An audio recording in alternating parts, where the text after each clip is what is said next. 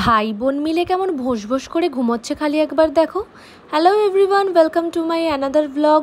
রাখির দিনে সকাল সকাল আমার পুচু মমু বুড়ি চলে এসেছে, ওকে নিয়ে এসেছে ভাই। বাড়ি এসেই তো একদম আয়েশ করে পা ছড়িয়ে ঘাসের ওপর বসে পড়লো মহারানী। আমিও একটু তাই চান টান করে মোটামুটি রেডি হয়ে নিলাম, সাজিয়ে নিচ্ছিলাম রাখির থালা। আমাদের নতুন বাড়িতে এটা আমার প্রথম রাখি, তাই জন্য একটু ভালো করেই রাখিটা আয়োজন করলাম, একটু মিষ্টি দিয়ে মোয়া দিয়ে সুন্দর করে সাজিয়ে। আমাদের বাড়ির এই ঠাকুরের আসনের কাজটা এলেই না আমার মন ভরে যায়।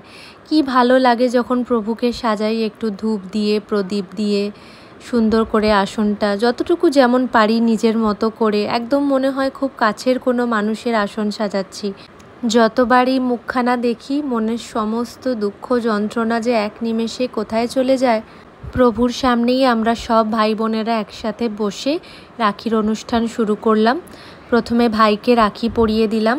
সত্যি কথা বলতে এত বছরের জীবনে আমি কোনোভাবে এই রকম করে রাখি সেলিব্রেট করিনি। এরকমভাবে আমরা ভাইফোঁটা করেছি সব সময় আসলে, কিন্তু এইভাবে করা হয়নি। এটা পুরোটাই অপূর্বর ইচ্ছে ছিল, যেহেতু ওর বোন ওর কাছে থাকে না, তাই ও এই দিনটাতে ওর বোনকে এতটাই মিস করে, তাই ও চেয়েছিল যে খুব ভালো করে নিজেদের মতো করেই কিন্তু একটু সুন্দর করে আমরা রাখিটা সেলিব্রেট করি।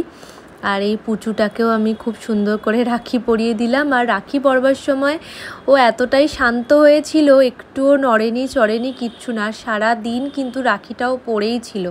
অন্যান্যবার কিছু একটা হাতে গলায় দিলেই ও সেটাকে টেনে ছিঁড়ে দেওয়ার চেষ্টা করে, খুলে ফেলার চেষ্টা করে, কিন্তু এইবারে দেখলাম যে না, রাখিটাকেও খুব যত্ন করে সারাটা দিন হাতের কাছে রেখেছে। একটু ধান দুব্য দিয়ে আশীর্বাদ করে দিলাম। ও যা কষ্ট করে অনেকটা প্রায় মৃত্যুর মুখ থেকেই ফিরে আমাদের কাছে এসেছে, ওর যেন অনেক দীর্ঘায়ু হোক। এই প্রথমবার আমি প্রভুর হাতে রাখি বাঁধছি। এমন সুন্দর আমাদের বাড়ির মূর্তি, এবং মূর্তি বললে বলা ভুল হয়, যেন উনি আমার প্রাণের কেউ। ওনার হাতে রাখি বাঁধার সময় সত্যি গা কেঁপে উঠছিল, মনে হচ্ছিল সত্যি আমাদের কৃষ্ণ ভগবানকে সশরীরে হয়তো রাখি পরাচ্ছি।